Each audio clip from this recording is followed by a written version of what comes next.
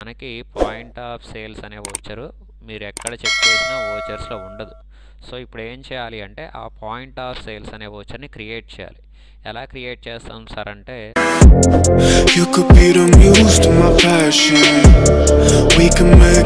Hi viewers, last వీడియోలో మనం gold మీద, జ్యువెలరీ మీద ఇన్వెంటరీ వైజ్గా జిఎస్టీ అనేది ఎలా క్యాలిక్యులేట్ చేయాలి, అడ్వర్టైజ్మెంట్ మీద లిమిట్ అనేది అంటే ఎక్స్పెన్సెస్ మీద లిమిట్స్ అనేది క్రాస్ అయితే టీడీఎస్ అనే ట్యాక్స్ని ఎలా క్యాలిక్యులేషన్ చేయాలి అనేది ఎక్స్ప్లెయిన్ చేశాను.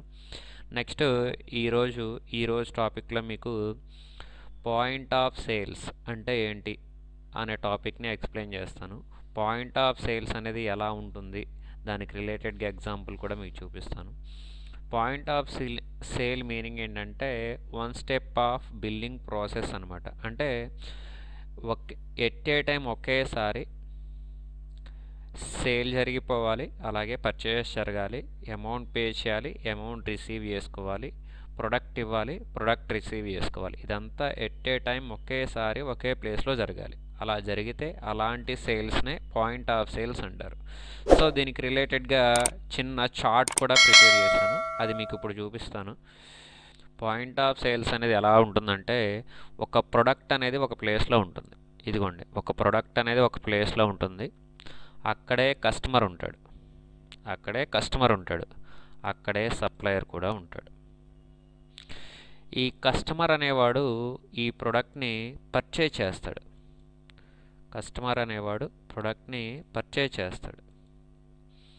ఈ సప్లయర్ అనేవాడు ప్రోడక్ట్ని సేల్ చేస్తాడు.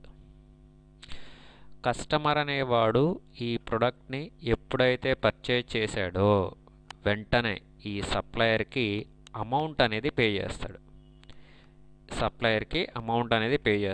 ఈ సప్లయర్ అనేవాడు ఎప్పుడైతే అమౌంట్ని రిసీవ్ చేసుకుంటాడో వెంటనే ఈ కస్టమర్ అనేవాడికి ఈ ప్రోడక్ట్ని సేల్ చేస్తాడు, ఇచ్చేస్తాడు. సో ఇక్కడ ఏం జరుగుతుందంటే, వీడు పర్చేజ్ చేస్తున్నాడు, వీడు సేల్ చేస్తున్నాడు. కస్టమర్ అనేవాడు అమౌంట్ పే చేస్తున్నాడు, సప్లయర్ అనేవాడు ఆ అమౌంట్ రిసీవ్ చేసుకుంటున్నాడు. సప్లయర్ అనేవాడు అమౌంట్ రిసీవ్ చేసుకున్న వెంటనే కస్టమర్కి ఈ ప్రోడక్ట్ అనేది ఇస్తున్నాడు, కస్టమర్ అనేవాడు ఈ ప్రోడక్ట్ని రిసీవ్ చేసుకుంటున్నాడు. ఇదంతా ఎట్ ఏ టైం ఒకేసారి ఒకే ప్లేస్లో జరగాలి. అలా జరిగితే అలాంటి సేల్స్నే పాయింట్ ఆఫ్ సేల్స్ అంటారు.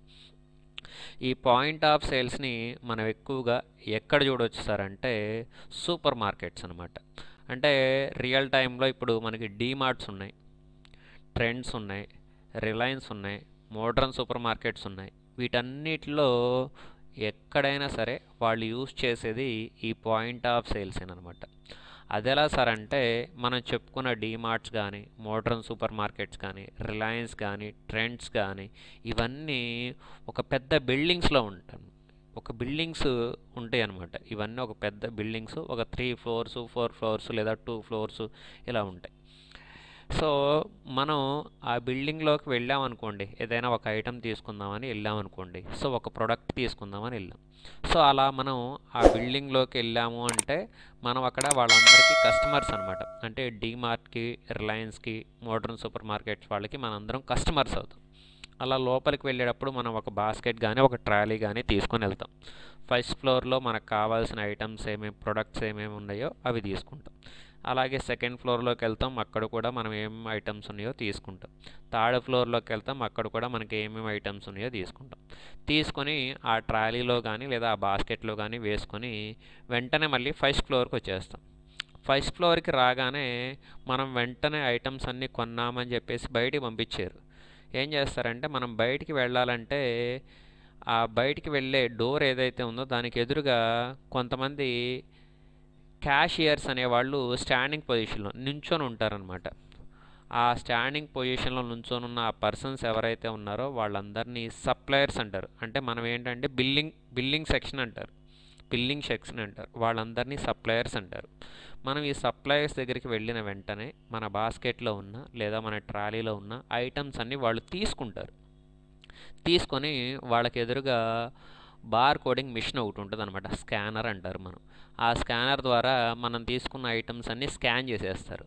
స్కాన్ చేస్తే ఆ స్కానర్కి కనెక్ట్ అయి ఉన్న కంప్యూటర్లో మనకి స్కాన్ చేసిన ప్రతిసారి ఆ ఐటమ్ యొక్క అమౌంట్ అనేది యాడ్ అవుతుంది. దాని ప్రైస్ ఎంత ఉందో అక్కడ యాడ్ అవుతూ ఉంటుంది. అలా యాడ్ అయిన వెంటనే మనం తీసుకున్న ఐటమ్స్ మొత్తం యాడ్ అయ్యి మనకి టోటల్గా ఎంత వాల్యూ, ఎంత అమౌంట్ అనేది వాళ్ళకి పే చేయాలి అనేది ఆ కంప్యూటర్లో మనకి డిస్ప్లే అవుతుంది. సో ఆ డిస్ప్లే అయిన తర్వాత మనం ఏం చేయాలంటే యాజ్ ఏ కస్టమర్గా వాళ్ళ నుండి మనం తీసుకున్న ప్రోడక్ట్కి ఎంత అమౌంట్ అయితే అయిందో ఆ అమౌంట్ని ఈ సప్లయర్స్ అనే వాళ్ళకి పే చేయాలి. పే చేసిన వెంటనే వాళ్ళు ఆ అమౌంట్ని మన నుండి రిసీవ్ చేసుకొని వాళ్ళు స్కాన్ చేసిన ఐటమ్స్ అన్నీ వెంటనే ఒక క్యారీ బ్యాగ్లో ఇచ్చేసి, ఒక క్యారీ బ్యాగ్లో వేసి, లేదంటే మా క్యారీ బ్యాగ్ అనేది మనం కొనుక్కొని లేదా మనం తీసుకొని వస్తే ఆ క్యారీ బ్యాగ్లో ఐటమ్స్ అన్నీ మనకి ఇచ్చేస్తారు. సో వాళ్ళ నుండి ఐటమ్స్ అనేవి మనం రిసీవ్ చేసుకుంటాం. ఈ ప్రోడక్ట్ అనేది వాళ్ళని ఒక కస్టమర్గా రిసీవ్ చేసుకుంటాం.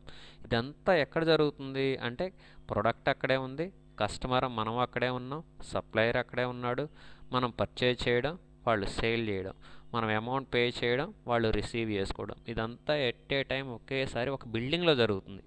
ఇదంతా ఇలా ఎట్ ఏ టైం ఒకేసారి ఒకే ప్లేస్లో జరిగితే అలా జరిగే సేల్స్నే పాయింట్ ఆఫ్ సేల్స్ అంటారు. సో నేను నెక్స్ట్ మీకు పాయింట్ ఆఫ్ సేల్స్ అనే టాపిక్ గురించే ఎక్స్ప్లెయిన్ చేయాలనుకుంటున్నాను. సో దానికి రిలేటెడ్గా ఇలా ఒక చిన్న ఎగ్జాంపుల్ అనేది ప్రిపేర్ చేశాను. నెక్స్ట్ వీడియోలో మీకు ప్రాబ్లం అనేది ఎక్స్ప్లెయిన్ చేస్తాను. ఈ వీడియో కనుక మీకు నచ్చితే లైక్ చేయండి, షేర్ చేయండి, కామెంట్ చేయండి, సబ్స్క్రైబ్ చేయడం మాత్రం మర్చిపోకండి. Thank you. You could be the muse to my passion.